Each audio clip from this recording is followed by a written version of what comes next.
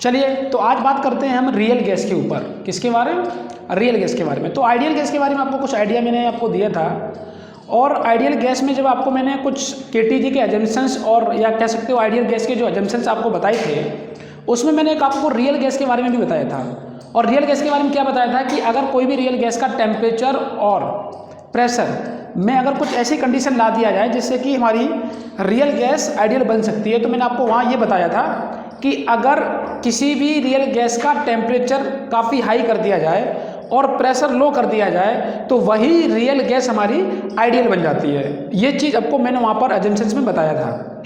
अब उसी के बारे में बात करते हैं कि रियल गैस कब कैसे क्या चीज़ होती है, सारी बातें आपको करते हैं। तो चलिए पहले देखते हैं रियल गैस के बारे में क्या चीज़ है। देखिए, तो हम पहली बात ये कर रहे हैं कि रियल गैस और आइडियल गैस के बारे में पहले डिफरेंस समझिए। एक इस तरीके से बॉक्स बनाएं और देखिए यहाँ पर क्या बोल रहा हूँ मैं, यहाँ पर आप लिखिए रियल गैस, ठीक है, रियल गैस, ये रियल गैस है, और यहाँ पर आप देखिए आइडियल गैस। तो कुछ बेसिक चीज़ें जो डिफरेंस हमें पता होना चाहिए वो ज़रूरी है। देखिए, रियल गैस को निकालने के लिए कोई भी फॉर्मूला नहीं होता। रियल गैस को निकालने के लिए कोई फॉर्मूला नहीं होता है। तो फिर ये हम कैसे कैलकुलेट करते हैं? तो ये जो वैल्यू आती है वो हमारी एक्सपेरिमेंटल होती है। हम इसको कैसे निकालते हैं? Bye experiment.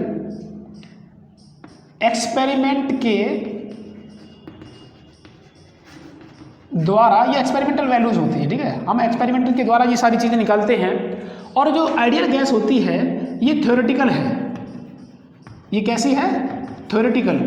और थ्योरेटिकल वैल्यूज जो हम निकालते हैं वो क्या होता है, इस थ्योरेटिकल को किसने थ्योरी ये दी थी? तो वो आपको मैं बता चुका हूँ इससे पहले लेक्चर में। क्या था?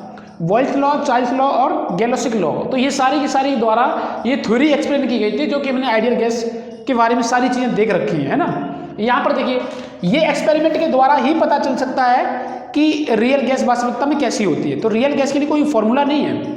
एक्सपेरिमेंट जो हम करते हैं और उसके द्वारा हम प्रेशर, टेम्परेचर और ये वॉल्यूम में कैसे वेरिएशन होता है, वो सब चीज़ें हमें एक्सपेरिमेंट के द्वारा जो मिलता है वो हमारा रियल गैस होता है। हाँ, वो बात अलग है कि इस रियल गैस को हम आइडियल गैस कंसीडर करने लगते हैं। कब? जब रियल गैस का टेम्परेचर हाई हो,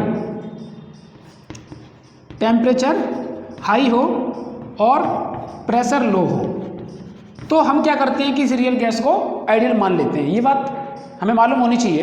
अच्छा, इसमें और क्या चीज़ें हैं? और चीज़ें देखिए ज़रा, है ना। आइडियल गैस में आपको मालूम है कि ये मतलब पर्टिकुलर किसी किसी वैल्यू पर तुम्हारी ये वैलिड है रियल गैस। लेकिन अगर हम आइडियल गैस के बारे में बात करते हैं तो आइडियल गैस जो है वो वैलिड है, valid for all temperature, pressure and volume. ये सब के लिए वैलिड है, ठीक है। और देखिए, अगर यहाँ पर बात करें तीसरे पॉइंट के लिए, तो हम क्या करेंगे, ये पॉइंट पहला हो गया, ये दूसरा ले लो, इधर भी आप पहला ले लो, ये दूसरा ले लो।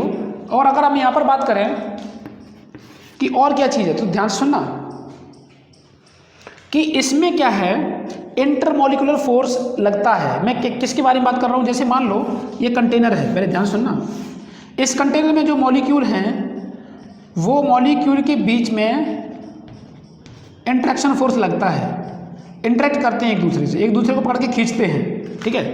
तो यहाँ पर क्या होगा,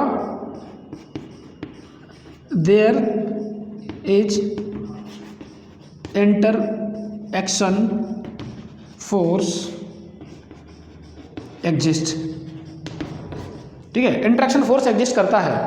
बट अगर हम यहाँ पर बात करें तो इसके लिए कोई इंटरेक्शन फोर्स नहीं एग्जिस्ट करता है। मॉलिक्यूल के बीच में कोई भी इंटरेक्शन नहीं होता है। जैसे हमने ये कहा कि जितने भी हमारे पास मॉलिक्यूल्स हैं, इन सभी मॉलिक्यूल्स के बीच में कोई भी इंटरेक्शन नहीं होता। तो यहाँ पर क्या है कि कोई भी इंटरेक्शन नहीं, तो लिख सकते हैं no interaction force exist between molecules, ठीक है। तो इतना नोट करिए, फिर मैं आगे बता रही हूँ, नोट करिए। देखिए, तो ये 3 पॉइंट तो हमने समझ लिए। बात ये और कर रहे हैं कि क्या और चीज़ अलग है आइडियल गैस से। देखिए,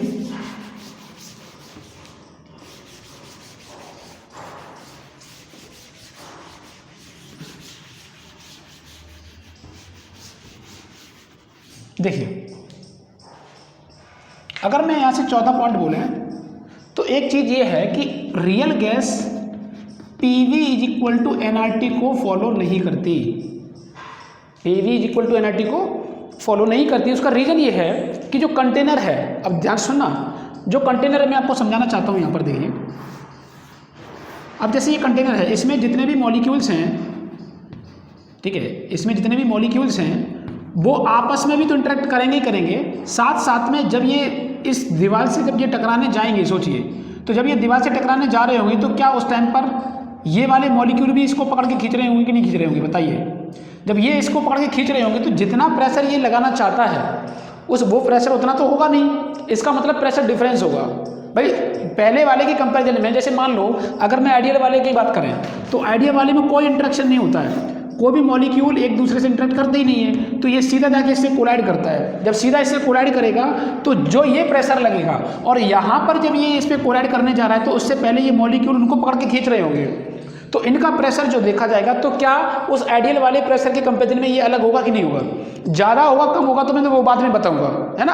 अभी इतना बताइए कि ये अलग होगा कि नहीं होगा, बिल्कुल होगा अलग। तो इसका मतलब ये PV वो वाला P तो हो नहीं सकता। वॉल्यूम के बारे में बताते हैं आपको।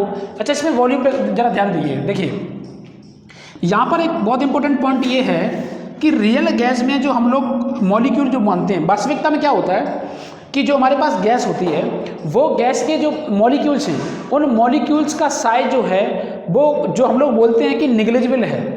आइडियल केस में क्या बताया था कि मॉलिक्यूल का जो साइज है वो बहुत ज़्यादा छोटा है, पॉइंट मास कंसीडर करते थे। क्या कंसीडर करते थे? Point mass. बट रियल में यहाँ पर पॉइंट मास नहीं होता है, वो स्फेरिकल थोड़े होते हैं, तो उनका काफ़ी साइज ठीक ठाक दिखता है ना। इसके कंपेरिजन में यहाँ पर क्या होता है, हम यहाँ पर कंसीडर करते थे कि हमारे पास जो यहाँ पर होगा वो कैसा होगा, ये चौथा, यहाँ पर क्या होगा फोर्थ, कि ये PV is equal to NRT इसको फॉलो करेगा। ये तो करता है ना। क्यों? क्योंकि यहाँ पर कोई इंटरेक्शन फोर्स नहीं है ना। बट अगर हम इस पे बात कर रहे हैं कि इसमें जो मॉलिक्यूल का साइज है, तो ऐसे करिए कि मॉलिक्यूल के जो साइज हैं वो थोड़े बड़े होते हैं उसके कंपेरिजन में, है ना। तो जब ये बड़े होते हैं, ऐसे ये सब बनाओ, तो यहाँ पर क्या होगा, इनका size of molecule are not very small. इसका जो साइज है वो बहुत ज़्यादा छोटा नहीं होता है। इसका मतलब जरा ध्यान सुनना, जब ये किसी कंटेनर को अगर इकट्ठा अगर एक जगह पर रखा जाए, किसी भी कंटेनर में इन मॉलिक्यूल्स को एक जगह इकट्ठा रखा जाए, तो मैं कह रहा हूँ कि इसमें अगर पूरे के पूरे गैस मॉलिक्यूल्स हैं उनको अगर एक जगह पर नीचे अगर मैं शटल डाउन करें, तो हमें मालूम है कि ये उसका वॉल्यूम जो है वो इतना ऑक्यूपाई कर सकते हैं गैस के मॉलिक्यूल ही। ध्यान से सुनना, गैस के मॉलिक्यूल ही इतना ऑक्यूपाई कर सकते हैं। इसका मतलब जब इसमें बात करते थे तो क्या करते थे, इसमें कहते थे कि जब मॉलिक्यूल का जब साइज है ही नहीं, जब पॉइंट मास कंसीडर कर रहे हैं, तो उनका जो अगर हम बात करें कि उनका कितना कवर करेंगे, तो हो सकता था कि जो नीचे वाले जो लाइन जो हमें दिख रही है इसी पर ही सारे मॉलिक्यूल नीचे आ जाएं। तो इनका जो हमारे पास volume cover wise the molecules इसमें देखा जाए तो वो भी ऑलमोस्ट तुम्हारा 0 के आसपास ही था। बट इसमें ऐसा नहीं होता है, इसमें काफ़ी एरिया घेर सकते हैं अगर सभी मॉलिक्यूल को एक जगह पर हम लोग शटल डाउन करें, तो उसमें ऑलमोस्ट 0 रहता है, उसमें कोई एरिया कवर नहीं माना है, तो जितना होता है वो निग्लिजिबल ही है। बट इसमें ऐसा नहीं है, क्योंकि इनके साइज बड़े हैं। जब साइज बड़े हैं तो इनका जो ऑक्यूपाइड जो वॉल्यूम होगा पर मॉलिक्यूल के द्वारा वो अगर सब मिलाया जाएगा तो काफ़ी ठीक ठाक होगा। तो इसका मतलब ये है कि यहाँ का जो वॉल्यूम हमारे पास उसमें रहता था V, अब ये V ना रह के इसमें V में चेंज आएगा। तो इसका मतलब वॉल्यूम में भी चेंज आ रहा है और प्रेशर में चेंज आ रहा है। यही हमारे पास वॉन डेर वाल इक्वेशन बनेगी जो हम आपको आगे बताने वाले हैं। तो खैर अभी इतना नोट करिए कि हमारे पास रियल गैस और आइडियल गैस में अंतर है। उसमें वॉल्यूम V होगा, बट इसमें वॉल्यूम अगर हम बात करें तो ये V के बराबर डायरेक्ट हम नहीं लिख सकते वॉल्यूम ऑफ गैस का, है ना। वो वॉल्यूम ऑफ गैस क्या है, वॉल्यूम ऑफ गैस उसमें होता है जो कंटेनर का वॉल्यूम होता है। केटीजी में मैंने आपको बताया होगा कि वॉल्यूम ऑफ गैस जो होता है वो कंटेनर के वॉल्यूम के बराबर ही होता है आइडियल गैस में, बट इसमें नहीं है। वॉल्यूम ऑफ कंटेनर के बराबर ये नहीं होता है वॉल्यूम ऑफ गैस का, है ना। तो क्या होता है वो हम आपको वॉन डेर वाल इक्वेशन में बताएंगे। तो अभी खैर इतना नोट करिए, फिर आगे बताते हैं। चलिए देखिए आगे देखते हैं, है ना। तो ये एक बेसिक डिफरेंस हमें पता होना चाहिए कि रियल गैस और आइडियल गैस में क्या डिफरेंस है। मैं आपको फिर से कह रहा हूँ, रियल गैस के लिए कोई इक्वेशन नहीं है जिससे आप फाइंड करो। रियल गैस जो है वो एक एक्सपेरिमेंट है जिसमें हमने चीज़ों को कैलकुलेट किया, तो वो सारी चीज़ें हैं, है ना। और आइडियल गैस साइंटिस्टों के द्वारा थ्योरेटिकल दिया गया है, उन्होंने एक प्रूफ किया थ्योरेटिकल कि ये इक्वेशन जो है ऐसे आती है। तो अब इसी में आगे चल के फिर लोगों ने सोचा कि कैसे हम रियल गैस को भी फाइंड कर सकते हैं कुछ स्पेसिफिक चीज़ों के लिए, तो उसमें आपको आगे बताएंगे। पहले आप यहाँ पर ये समझिए कि और बेसिक डिफरेंस क्या है अगर मैं ग्राफ से देखें तो। देखिए मैंने आपको एक चीज़ बता रखी है कि रियल गैस आइडियल तब बन सकती है जब रियल गैस का टेम्परेचर बहुत ज़्यादा कर दिया जाए और प्रेशर कम कर दिया जाए, तो वो आइडियल गैस बन जाती है। बट अगर मैं ग्राफ से देखें तो ग्राफ से क्या देखेंगे, देखिए मैंने क्या किया, बॉयल्स लॉ के द्वारा, बॉयल्स लॉ यहाँ पर देखिए, बॉयल्स लॉ में इन्होंने जब अपनी थ्योरी दी और फिर उसका एक्सपेरिमेंट किया तो कुछ अलग अलग पाया। वो देखिए हम आपको दिखाना चाहते हैं। बॉयल सर ने जब ये थ्योरी जब निकाली, वहाँ से ये देखा कि हमारे पास कोई कर्व ऐसे दिया है, ठीक है, तो ये हमारे पास कर्व दिया है, तो यहाँ पर क्या है कि ये हमारे पास है जो है थ्योरेटिकल है। कैसा है? थ्योरेटिकल हमें पता चला, बट जब एक्सपेरिमेंट किया तो कुछ अलग पाया, और जब एक्सपेरिमेंट किया तो कुछ ऐसे पाया।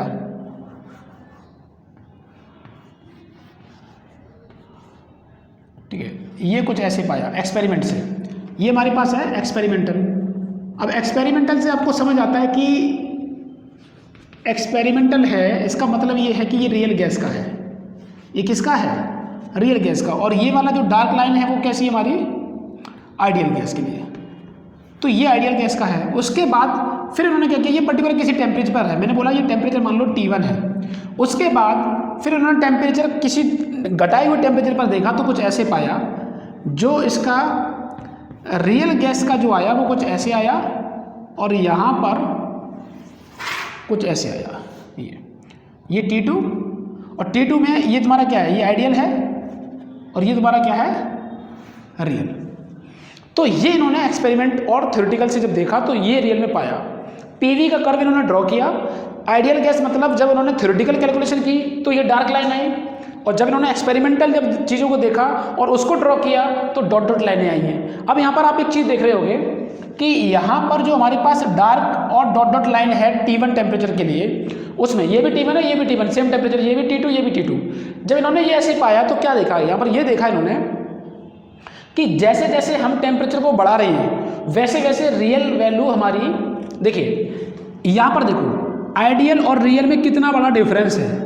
यहाँ पर ये आइडियल है, ये रियल है, देखो कितना बड़ा डिफरेंस है। बट इसमें देखिए रियल और आइडियल में डिफरेंस बहुत ही कम है, ऑलमोस्ट पास ही पास जा रहा है ना। मतलब क्या है कि यहाँ पर टेम्परेचर अगर बोला जाए तो क्या है? Temperature T1 greater than T2। ये मैंने आपको ग्राफ से चीज़ों को समझाया है कि जितना ज़्यादा ये होगा तो हम जानते हैं कि अगर PV is equal to constant है तो टेम्परेचर कॉन्स्टेंट है। अब अगर PV करेंगे तो इसका PV और इसका PV, तो इसका PV ज़्यादा होगा, मल्टीप्लिकेशन में इसका कम होगा, तो इसका टेम्परेचर ज़्यादा है और इसका कम है। ये चीज़ तो हम आपको पिछले लेक्चर में बता चुके हैं ग्राफ के द्वारा, है ना। तो अब यहाँ पर देखिए, तो अगर मैंने बोला कि ये ज़्यादा, अब सीधी सी बात है, जैसे जैसे हम टेम्परेचर को बढ़ाएं वैसे वैसे रियल जो कर्व है वो आइडियल कर्व के बिल्कुल पास आता जाएगा, और एक ऐसा टाइम होगा पर्टिकुलर टेम्परेचर पर जो बिल्कुल ऑलमोस्ट जो है वो तुम्हारा रियल जो है आइडियल से मैच कर जाएगा। तो पहले इतना नोट करिए, फिर मैं आपको और दिखा रही हूँ। नोट करिए, देखिए अगर मैं इसमें और टेम्परेचर को देखें तो आपको क्या चीज़ समझ आएगी। देखिए जरा, जैसे मैंने क्या किया, ये तुम्हारे पास वॉल्यूम और ये प्रेशर, मैंने क्या किया यहाँ पर जो पहले ये कर्व दिखाया इसका आइडियल गैस का ये है, मैंने कह दिया मान लो ये T3 पर है, ठीक है। फिर मैंने क्या किया कि यहाँ पर दूसरा कर्व बनाया, ये हमारे पास मान लो T2 का है। फिर मैंने यहाँ बनाया T1 का, तो ये तुम्हारा इसके पास है, ठीक है, और ये मान लो T1 हो गया। फिर मैंने T0 का बनाया, तो जो डॉट डॉट है वो बिल्कुल इसी के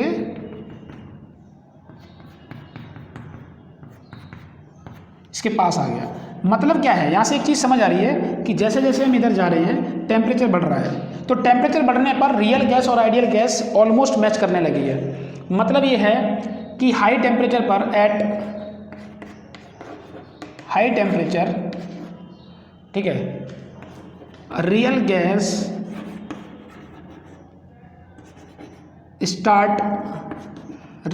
start matching with ideal gas. ये दिया। जैसे जैसे हम क्या कर रहे हैं, टेम्परेचर बढ़ा रहे हैं, रियल गैस हमारी स्टार्ट मैचिंग कर किसके साथ मैच करने लगी है, आइडियल गैस के साथ मैच करने लगी। तो दिख भी रहा है टेम्परेचर किसका ज़्यादा होगा यहाँ पर। अगर हम देखें यहाँ पर तो इसके द्वारा अगर टेम्परेचर देखा जाए तो T0 ज़्यादा होगा, T1 से T1 ज़्यादा होगा, T2 से T, और ये होगा T3 के, इसीलिए T4 का लगभग मैच करने लगा है रियल गैस से। तो ये हमारे पास कर्व मिला।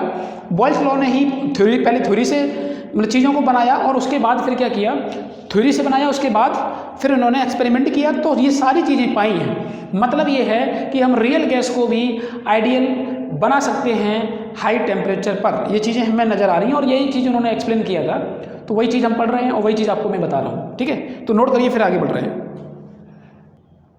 देखिए चार्ल्स लॉ के द्वारा भी क्या चीज़ एक्सप्लेन की गई थी वो भी बता रहे हैं आपको। देखिए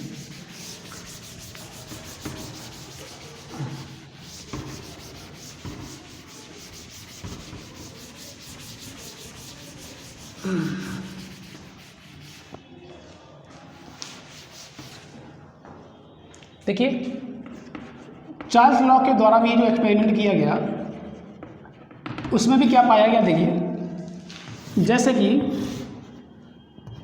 वीटी कर्व दिया और वीटी कर्व में ये हमारे पास दिया है रियल गैस का मतलब आइडियल गैस के ग्राफ, ठीक है। फिर क्या हुआ कि इस पर क्या है, प्रेशर कांस्टेंट है, इस पर क्या है, प्रेशर कांस्टेंट है। तो यहाँ पर क्या किया, जब रियल गैस का देखा गया तो कुछ ऐसे पाया गया, ये रियल गैस का है और ये तुम्हारा आइडियल गैस का है। अब यहाँ से भी दिख रहा है, देखो जैसे जैसे आप इससे दूर ऊपर जाओगे वैसे वैसे टेम्परेचर बढ़ेगा और टेम्परेचर बढ़ने पर क्या होगा, ये एक ऐसा टाइम आएगा जहाँ पर ये उसको टच करने लगेगा। तो मतलब टेम्परेचर हाई होने पर ही रियल गैस आइडियल गैस से मैच करती है, ये भी नोट करिए। देखिए एक और आप इसी तरीके से करके दिखाओ। मैंने इधर वॉल्यूम कह दिया, इधर टेम्परेचर कह दिया और मैंने ये कहा मान लो एक ये कर्व है, एक ऐसे है। तो आप बताइए कि इसको कह दिया मैंने, ये P1 है और ये P2 है। इसमें जब मैंने देखा तो इसका रियल गैस का जो वेरिएशन है वो कुछ ऐसे था और इसमें जो वेरिएशन है वो कुछ ऐसे है ना। तो यहाँ पर दिख रहा होगा ये कुछ दूर है और ये वाला पास है। तो ये डॉट डॉट लाइन जो किसकी है, ये है रियल और जो हमारे पास डार्क लाइन है वो क्या है, आइडियल, ठीक है। तो ये चीज़ हमने देखा कि जैसे जैसे हमारे पास टेम्परेचर बढ़ रहा है, देखो ये चीज़ भी उसको टच करती जा रही है, रियल और आइडियल एक दूसरे से मैच कर रहे हैं हाई टेम्परेचर पर। तो यहाँ पर होगा क्या, इन दोनों में कौन ज़्यादा होगा, P2, तो P2 ग्रेटर देन P1 इससे मिलेगा। नोट करिए, फिर आगे बढ़ते हैं, नोट करिए। चलिए और देखिए, और भी ग्राफ देखे उन्होंने अलग अलग तरीके से ड्रॉ करके देखे और कैसे हमें रियल और आइडियल में चीज़ों को समझ आया, है ना। तो काफ़ी ग्राफ देखे, उनसे सब में ऐसा ही लगभग ऑलमोस्ट सब चीज़ें सेम सी दिखी। और देखिए एक और इन्होंने ग्राफ ड्रॉ किया भाई आइडियल गैस इक्वेशन से। देखिए वो क्या है, जैसे हमारे पास PV = nRT है, तो यहाँ से अगर n निकालें तो हमारे पास क्या होगा, PV/RT। अगर मान लो कि नंबर ऑफ मोल्स अगर किसी गैस के ऑफ गैस मैंने मान लिया 1 है, किसी भी गैस के नंबर ऑफ मोल्स अगर 1 है तो हमारे पास क्या आ जाएगा, 1 = PV/RT, या आप यहाँ से लिखते हो n = 1। तो मैंने इसमें भी एक ग्राफ देखा, उसमें क्या ग्राफ देखा, उसमें सारी चीज़ें आपको समझाते हैं। इसमें ये देखा कि यहाँ पर प्रेशर लिया और इस पे लिया इन्होंने PV/RT, तो उसमें n = 1 यहाँ लिया और ये जो है वो हमें मालूम है कि ये आइडियल गैस हो जाएगी। ये क्या बन जाएगी, हमारी आइडियल गैस का ग्राफ बन जाएगा, क्योंकि n हमारा 1 है तो कांस्टेंट हो गया, तो इसलिए ये कर पाएगा।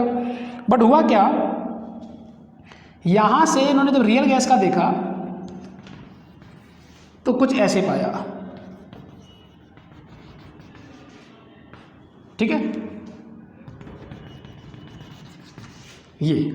ये हमारे पास मान लो टेम्परेचर T1 है, ये T2 है और ये T3 है, ठीक। तो यहाँ पर भी एक चीज़ पाया गया, देखिए अगर प्रेशर को मैं लगातार कम कर रहा हूँ तो लगातार प्रेशर कम करने पर हमें आइडियल गैस और रियल गैस मैच कर रही है। तो प्रेशर देखिए लो, तो यहाँ पर एक चीज़ भी समझ में आ गई कि at low pressure real gas become an ideal gas. ये भी चीज़ हमने आपको लिखाया था किसमें, एजम्पशंस ऑफ केटीजी। तो उसमें मैंने आपको यही बात लिखाई थी कि अगर रियल गैस का टेम्परेचर और प्रेशर इनमें अगर ये चीज़ें दोनों कर दी जाती तो क्या होगा कि वो रियल गैस भी आइडियल गैस बन जाती। तो यहाँ पर भी देखो चीज़ दिख रही है, यहाँ पर दोनों चीज़ें इस पर मैच कर रही हैं। बट इसमें एक चीज़ और दिख रही है कि टेम्परेचर इसमें किसका ज़्यादा होगा। तो टेम्परेचर हमको दिख रहा है कि T1 greater than T2 greater than T3 होगा।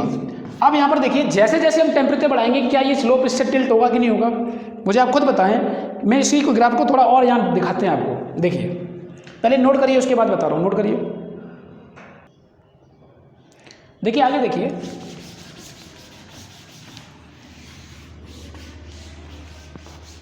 अगर हम यहाँ से बोलें इसी ग्राफ के लिए, तो ध्यान सुनना, अगर हम जैसे जैसे टेम्परेचर बढ़ाएं, जैसे जैसे हम टेम्परेचर बढ़ाएं तो क्या होगा। जैसे मान लो लो टेम्परेचर वाला ये कर्व है, उससे टेम्परेचर ये, उसके ये, उससे ये, उससे ये। देखिए जैसे अगर मैं बोलूँ कि ये T4 है, ये T3 है, ये T2 है, ये T1 है, तो हमें मालूम है कि अगर हम ऊपर जा रहे हैं तो टेम्परेचर राइज हो रहा है। ऊपर जाने पे क्या हो रहा है, टेम्परेचर राइज हो रहा है। तो मैंने क्या लिखा कि T1 greater than T2 greater than T3 greater than T4। हमें एक चीज़ समझ में आ रही है कि टेम्परेचर बढ़ाएंगे तो भी हमें, ये सब ग्राफ एक्सपेरिमेंटल है, एक्सपेरिमेंटल और थ्योरेटिकल जब उन्होंने मैच किया तो ये सारे प्लॉट मिले हैं। ये कोई मैं अपने मन से नहीं कर रहा हूँ, ये सारी चीज़ें ये कहाँ पर मिली हैं, जब हमने थ्योरेटिकल देखा और एक्सपेरिमेंटल देखा तो ऐसा पाया गया। और क्या पाया गया कि ज़्यादा टेम्परेचर वाला लगभग आइडियल गैस को फॉलो करने लगा, है ना। तो वही सब चीज़ें पाया गया, इसीलिए बोला जाता है कि हाई टेम्परेचर पर हमारी रियल गैस आइडियल गैस बन जाती है। इसके आगे फिर मैं चल रहा हूँ वॉन डेर वाल इक्वेशन पर। तो पहले अपनी नोट करिए फिर आगे चलते हैं, नोट करिए।